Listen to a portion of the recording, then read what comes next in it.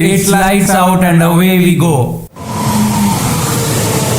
Hello everyone, welcome to our podcast. We are your hosts Harshit Das And Ashish Panda. It's a podcast on F1 motorsport. We are gonna cover everything related to F1 world. So sit back and enjoy listening to us. This time too, my co-host Harshit is unavailable due to some work. So I'm gonna rant about yesterday's amazing Bahrain GP. So let's get into it.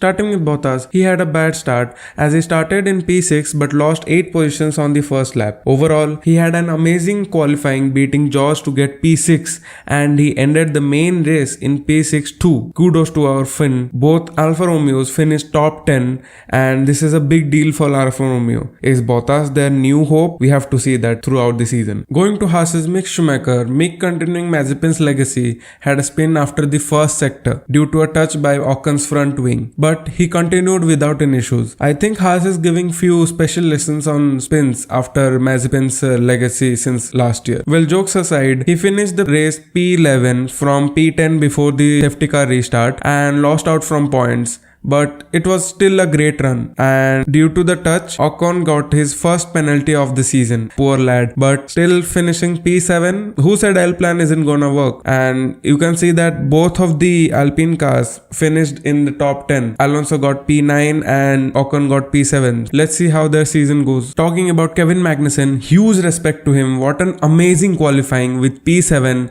and going consistent throughout the race and finishing P5. He did a amazing performance for Haas, and Haas's garage is full of fireworks. I'm hopping onto the Steiner ship and hope to see more amazing races from them. Then going on to McLaren, they had a very disappointing race this time. They were the slowest this race and struggled a lot, but still finished P14 and P15. Maybe their brake issues are hampering their performance a lot, and we hope they get back to a better position. Talking about Aston Martin and Williams, they struggled a lot and they were totally off pace throughout the race. Both of them, including McLaren, have Mercedes engine and they performed really bad. This makes me question Mercedes engine, but they are performing really well, so we really don't know what's happening. These three teams were really hyped up in Barcelona, but since then they are having trash results. Hope they get more improvements and get back to a better position. AlphaTauri had a good enough start, but Gasly's car caught fire and the safety car came out, and with this their hopes went down. But Yuki Tsunoda had a great run from P16 to P8, and this guy saved the team. This was a great performance from him, and this actually gave them some amount of points to be in a good position. Talking about Mercedes,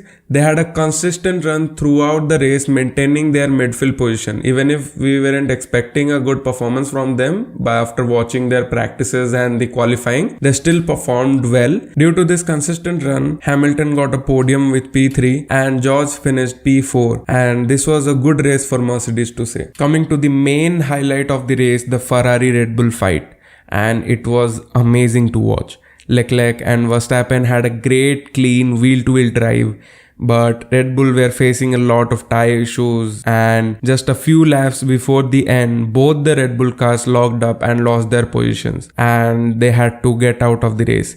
And due to this, we got P1 and P2 for Ferrari. The Ferraris are back. Their pit stops were so fast. I think they took some lessons from Guido. If you know, you know. But Red Bull seriously gave a good fight, and they have to look into what went wrong throughout the race. The tire situation is really bad because they're degrading really fast, and that's why we saw a 3-stop race this time. And I think the Pirelli's boasting about their durability goes down the drain. Porpoising wasn't a major issue in the main race, even if we saw that in the qualifying and the practices. Talking about the constructor standings, Ferrari and Mercedes are in the top 2 with 44 points and 27 points, and it's amazing to see that Haas and Alfa Romeo are in 3rd and 4th position with 10 and 9 points. Even if it isn't a big thing, but for them to be in the constructor standings on the 3rd and 4th position is a very big deal, and it's nice to see that. Overall, today's race was decent one with a lot of overtakings, dramas and nail-biting fights. Hope to see such races throughout the season. And this was it for today's race. Next one is the Jeddah Grand Prix. Go over our old episodes and meet you guys in the next one.